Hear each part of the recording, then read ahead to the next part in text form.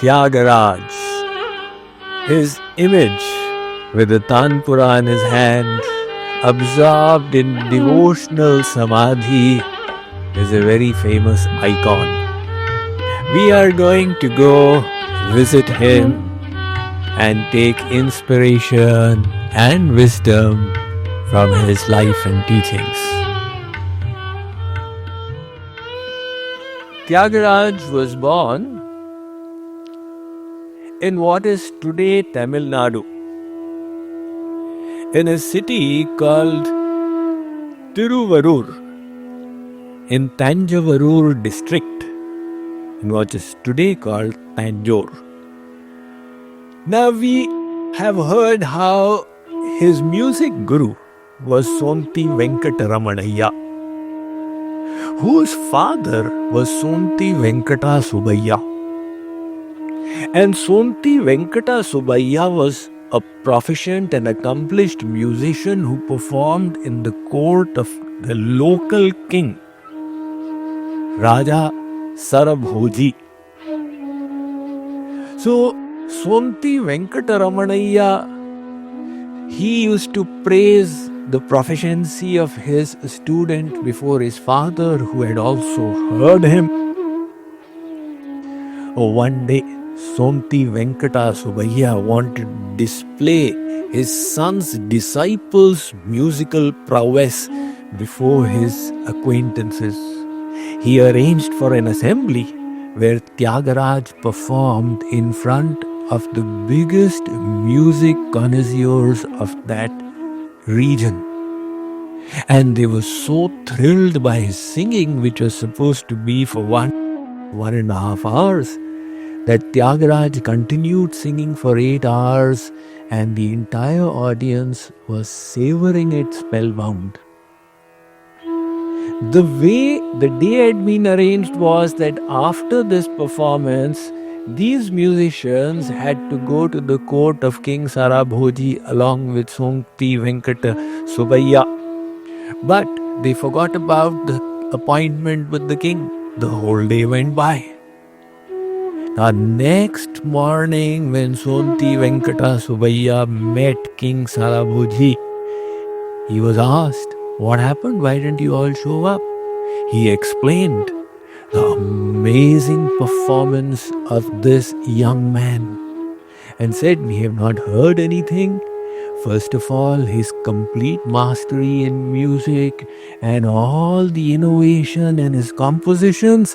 And secondly, the bhav, the devotion that just oozes out of his performances." So the others also praised. And Venkata Subbayya went to the extent of saying, "O king, some of the rewards I have received from you," because he was a performer in the king's court, "I have shared it with Tyagaraj." Now King Sarabhoji said, "Really? In that case, I would like to hear him." He instructed 2 of his soldiers to go and inform Tyagaraj to prepare something for the glorification of the king, and to come and perform in the court with the promise that he would be amply rewarded with land, with wealth and other treasures. Now these soldiers were apprehensive, but they have to follow the king's instructions. They reached Tyagaraj and told him what the king desired. Now Tyagaraj had once in a while as a child accompanied his father Ram Brahmam to the king's court, where Ram Brahmam had done the Ram Katha. But now he would be there in a different light, and he was being requisitioned to glorify the king and use his God-given talents for that. Tyagaraj just exploded. Now he started singing, where he speaks to his mind and said, "O my mind, whom do you wish to glorify? This material king or God? What is the benefit of glorifying a king like this? Do you seek the material rewards as a consequence of the talents that God has given you? or do you realize the source of these talents and wish to use them in the service of Ram? Now, those soldiers who heard this message, they were extremely scared of the consequences when they would convey this to the king. Nevertheless, they were duty bound. They returned and explained what had happened. The king was extremely annoyed. This was now the year 1802. So he was a king only in name, while the East India Company had increased its influence and it had taken away all his powers. He was like the king on the pack of cards without any powers, just a nominal head with a big ego, which had been hurt and punctured by this saintly poet. So he said, I will need him to be killed. He sent few soldiers that bring his dead body to me. But when the soldiers left, out here he developed a tremendous pain in his stomach. And some advisors guided him that you have insulted some saintly personality, and this is the consequence of it. He put two and two together and realized it was God's indication that this was a wrong decision he made.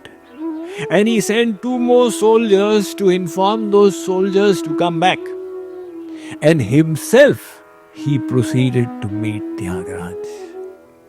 He bowed down at his feet, begged apology for his mistake, and thenceforth they became good friends. Subsequently, Tyagaraja often visited his palace along with his wife, and he performed often, and there was a lasting friendship between the king and Tyagaraja. And as Tyagaraja's fame started spreading, many princes, kings, musicians, scholars, saints started coming to him. Tyagaraja continued living his life by his principles of Tyag, renunciation. By now, his fame had spread far and wide, attracting many people to him. The rich, the poor, the knowledgeable, the ignorant, the devotees, the non-devotees. There was a very wealthy businessman, Kovi Sundar Mudaliyar. So he wished to make an offering to Tyagaraja. And Tyagaraja was not willing to accept, he knew. So he convinced his disciples, when the Ram Navami comes, you celebrate, you will need something. So I am making this gift of 1,000 gold coins. Quietly, just put it in the luggage with the rest in the cart. The disciples were convinced of the logic, and they took the gift of 1,000 gold coins from Kovar Sundar Mudaliyar and they placed it in the cart. Now in the journey they had to pass by a village called Nagalapuram, whose thieves were very well known. So these thieves were like those small time thieves. Their strategy used to be they would use catapults. A traveler that they decided to attack, they would surround the traveler and keep hitting with their catapults. And finally, when that traveler had admitted defeat and surrendered, they would come and loot the person. So the disciples saw them around and said to Tyagaraja, we've been surrounded by thieves. Tyagaraja said, what do we have to worry about? We don't have anything. They said, we actually do.